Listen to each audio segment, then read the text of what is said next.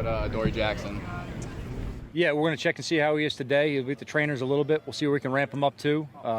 Looks like he dodged a bullet right there, but we'll kind of see day by day how it is, and we'll kind of move him around a little bit today with the trainers. Who's the next guy up there? Everyone's competing for it right now. Darius Tony out here, is he going to work a little bit today? We're going to keep him with the trainers for the first part of practice, see if it builds up a little bit more, and based on how it goes in the early part, then we'll see how it goes in the later part right there. Today's going to be very situational. We're almost going to jump right into team from the beginning. We'll kind of have some brief individual periods. We'll have a quick 7-on-7, kind of get the guys just juiced up and rolling. Then the rest of today, guys, what's going to look like is we're going to create a situation and just play it out. All fourth quarter situations.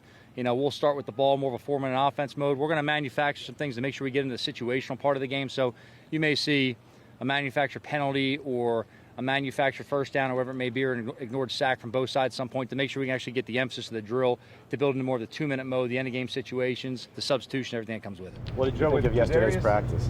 I think like every day, there's some good things to build off of. There's a lot of things to clean up, and every day we have to improve, learn from mistakes, and get better. Good competition with a good opponent. Look at Darius for a second. I mean, he's been out for a while. Is this still COVID related, like the fallout, or is this? I'm not going to go into anyone's individual medical right there, Jordan, but this guy's getting better every day. He's working on trainers, doing everything we ask him to do. So I'm pleased with the progress he's making. He's doing everything we ask as a team.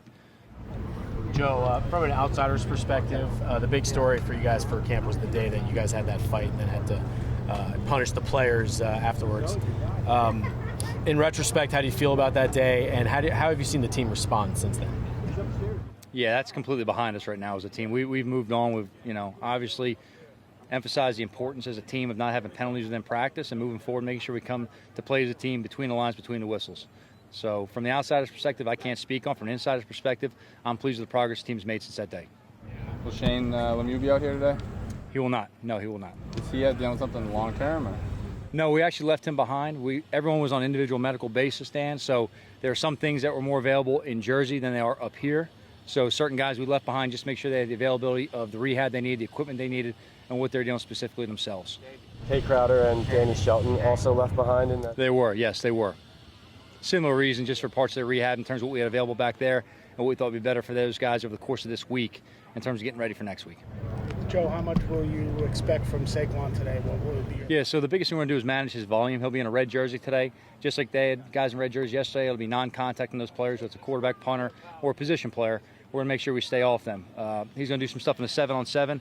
He'll work mostly early in practice. We're only going to look to get this guy 10 to 12 or so reps, kind of build his volume up a little by little, and when that's done, we'll condition with the trainers. You mentioned yesterday, you talked about the idea of needing to get hits before you play in an actual game. In your mind, do you still have enough time the next couple weeks before you get rolling in the regular season for Saquon or anyone else to get that contact to be ready for the regular season? I'd say it's definitely individual based on the person. I'd say there's enough time to get a lot of things accomplished. Again, the medical team will play a large part in where everybody's available for specific parts. But as we build in, he's consistently ramped up every week, increased his volume, increased his load. Today he'll be in team drills for the first time. So we'll see how he handles today, and we'll build into that tomorrow. Joe, you mentioned earlier that, with a guy like Saquon, you want to make sure you can manage the situation as much as possible, even in a joint practice. So when Saquon's in the 7-on-7, do you already know who will be the personnel for the Patriots? Generally we talk on the front end, express who's going to be in different situations. I can't tell them how to make subs, and we're not going to try to pretend to do that either. But it's going to be more of a situation of they understand the personnel groupings that are going to be on, and when he's in, obviously it's non-contact, just like some of the guys they had yesterday. And I imagine there'll be some veteran Patriots out there when he's... Yeah, it should be. It should be. Again, I don't know what they're going to do with their depth charts. I don't know what happened in their meetings this morning, so we'll see how it works. What are you looking to see from him in that kind of setting and in those specific drills? Just want to get him out there moving with the team. There's not some kind of check mark he's got to hit or some kind of box. This is just acclimating him in at this point with team drills and more competition. The biggest thing coming off an injury like this is it's the reactionary speed. It's not the running with the trainers in a straight line. It's not having a predetermined cone drill you're going to work off of. It's the quick reaction, on movement, on finding to get the space, on trying to avoid somebody. That's really what you got to go ahead and train your body into getting. So we're going to start small, and then we'll go ahead and grow it from there. Joe, in talking to Matt Slater the other day, he gave you a ton of credit for him becoming the player that he is. Did you foresee this for him, and can you kind of describe your relationship? Because he said you pushed him maybe in places he didn't want to be pushed at times. I think that's our job as coaches, is to make sure that we get the most out of every player. That's what we owe those players. It's kind of, you guys asked me about practicing hard. I mean, it's our job to push them to their limits so they know where they can get to. In terms of Matt specifically, he made me a better coach every day.